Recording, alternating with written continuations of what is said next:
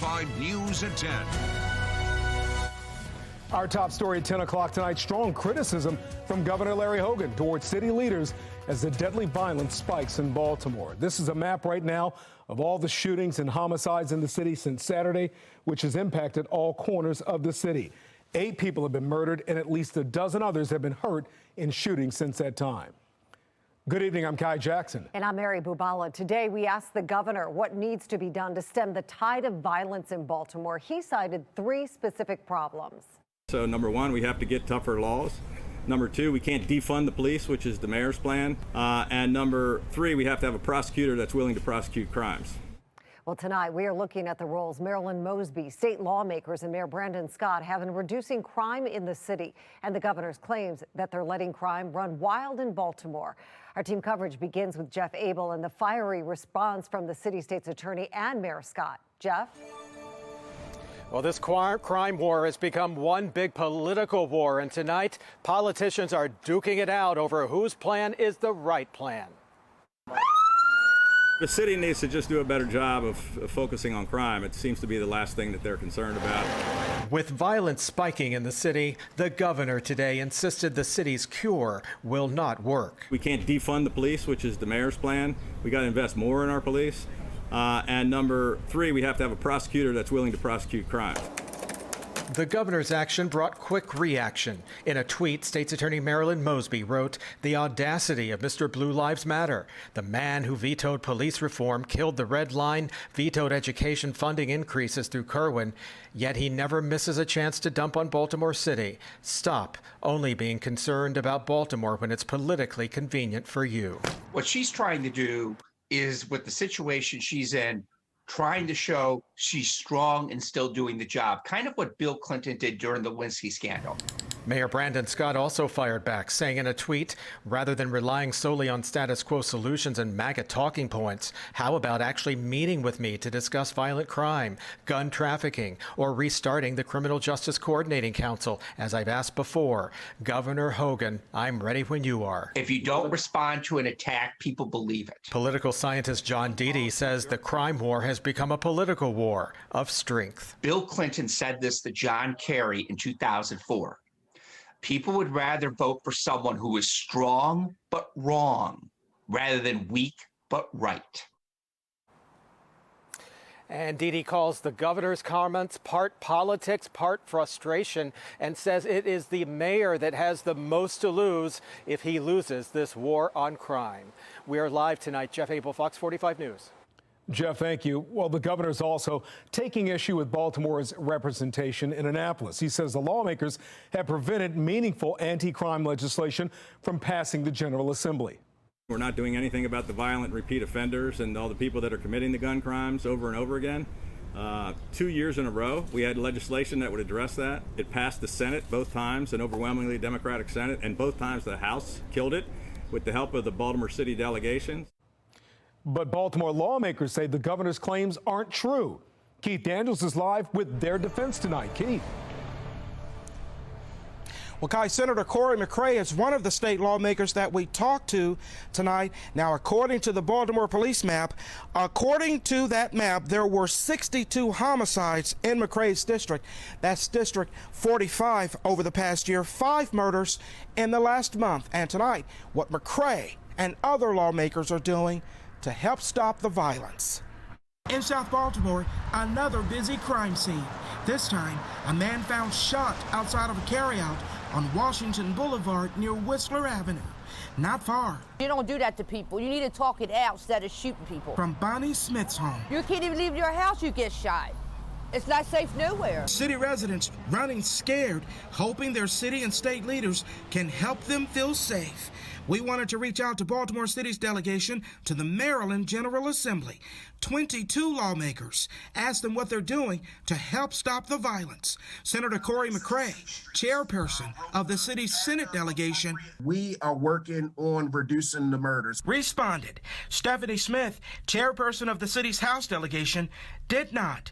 But Delegate Kurt Anderson of District 43 stepped up with what he's doing to help keep the peace. I don't feel safe in certain parts of my own district. If you don't feel safe, how do you expect your constituents to feel?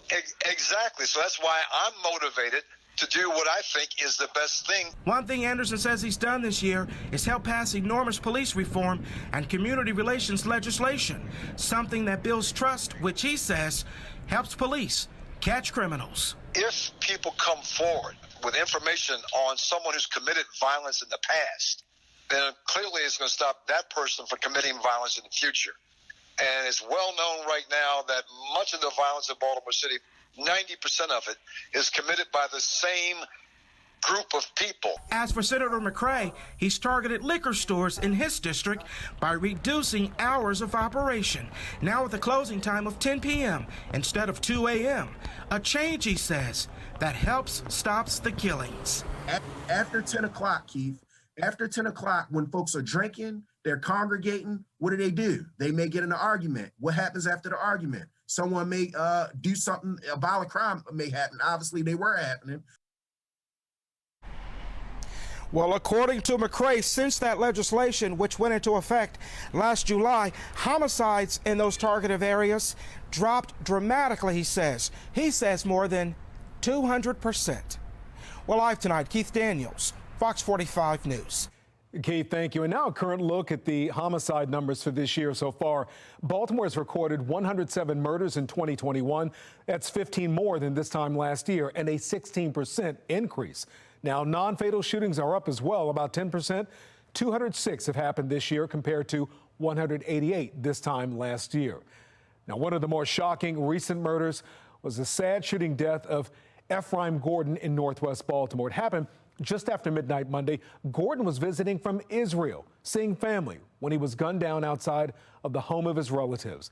The community is not known for violence. This is a great neighborhood. It's the neighborhood I grew up in. It's a very diverse neighborhood. Neighbors look after one another. And this is a neighborhood that we like to see growth. We like to see, more people moving into the neighborhood. And, unfortunately, situations like this are going to prevent people from choosing to live here. They're going to end up, choosing to live, in the counties and other places. Police believe the shooting happened during an attempted robbery. As the crime surges, the unions representing Baltimore's police and fire departments are at odds with their own agencies over staffing. Dan Lamparello joins us live with more on that story. Dan. Well, Mary, both unions say their departments are severely understaffed and feel right now they don't have the resources to properly respond to the crime that we've been seeing grow across our city. Let's begin with the Baltimore Police Department. The FOP is routinely claiming on Twitter that the department is 500 officers short. The police department disputing that number, saying BPD is only about 230 officers short as of March. They say that number is the current budgeted open positions. Former Baltimore Police Deputy Commissioner Jason Johnson says the actual deficit is likely closer to the figure the FOP is providing, and that staffing problems will likely get a lot worse before they get better. The future is bleak.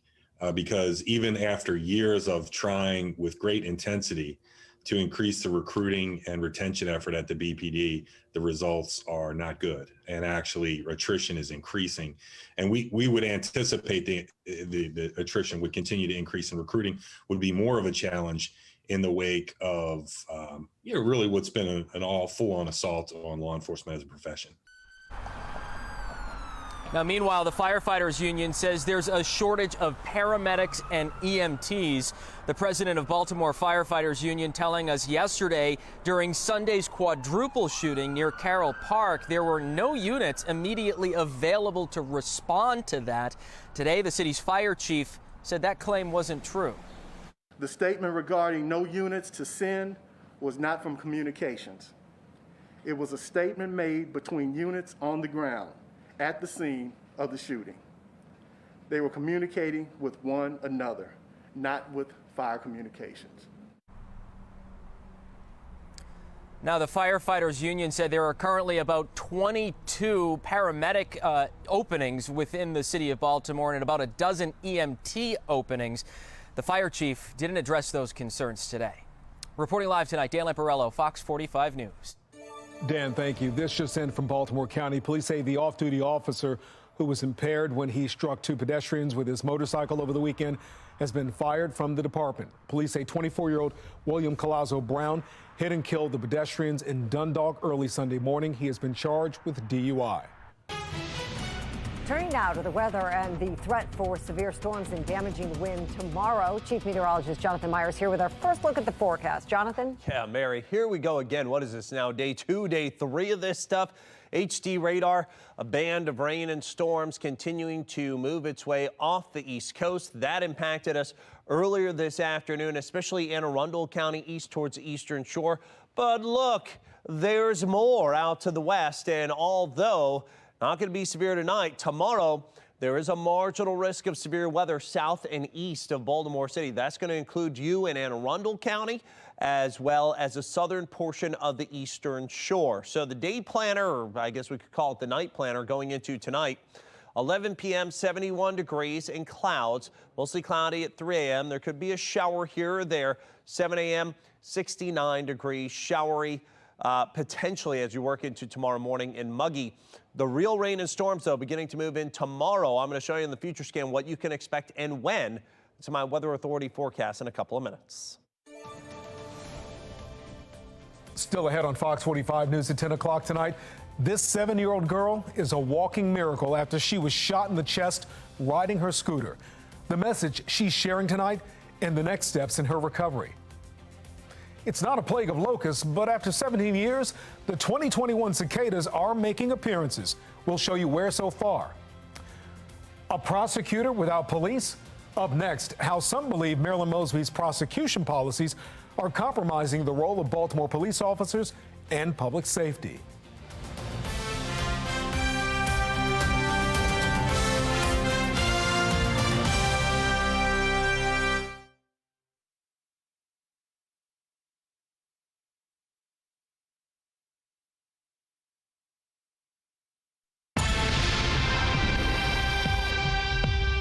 It's a progressive policy shift sold as a way to focus more on violent criminals. But as Marilyn Mosby stops prosecuting what she is calling minor crimes like drug possession, prostitution, trespassing, and open container, experts say it is tying the hands of police. In tonight's Operation Crime and Justice, Dan Lamparello explains the confusion it's causing and what it means for the fight against crime. Marilyn Mosby says while she will no longer prosecute drug possession cases, she's still going after those who are dealing the drugs. But for officers on the ground, witnessing those crimes firsthand daily, it's become a case of mixed messaging. For some, they believe that could lead to more crime going unchecked. Here in West Baltimore, it's a constant battle. We can't get no rest because they out dealing drugs every day, all day. Open-air drug markets holding entire neighborhoods hostage, trapping people in their own homes. It's like we living in hell in our own community. And as City State's Attorney Marilyn Mosby stops prosecuting many of the crimes being seen in these neighborhoods, it's leading to fears that the lack of consequences will create even bigger issues. That's giving them an opportunity to just come out and do what they want to do because ain't nobody going to stop them. Ain't nobody stopping them. So why not do what you want to do? You know what I mean? But despite drug deals happening on city streets daily, Mosby continues to defend her policies, claiming she remains tough on crime. The fact of the matter is, my office is prosecuting drug dealers. But in order for those cases not to be dropped, Mosby wants officers to go above and beyond to prove those possessing drugs are actually trying to sell them. They need to be able to articulate why it's distribution. That's the only standard by which we would be able to proceed. In her latest annual report, Mosby claims to have a 98% conviction rate for narcotics cases. But that number doesn't include the cases she chose to drop, a number that could increase this year unless Mosby and police can get on the same page. The claim that if police come to the state's attorney's office with indicia that this possession is meant for distribution, the idea that that would be prosecuted is a bit disingenuous. Former Baltimore Police Deputy Commissioner and crime and justice contributor Jason Johnson says that's because Mosby has dropped multiple cases in the past, even though there seemed to be enough evidence. Oh my God. Take this case from 2019. It never ends. Officers found large quantities of marijuana during a traffic stop. This guy's killing me. Absolutely killing me. Plastic bags, and even a wad of cash. It's your lucky day. We don't have a sergeant working. All things that Marilyn Mosby has been calling on officers to find in order for her to prosecute drug distribution cases. You see this? But despite the evidence documented by these officers, Mosby still dropped the case. It creates a very difficult situation for police officers who aren't certain.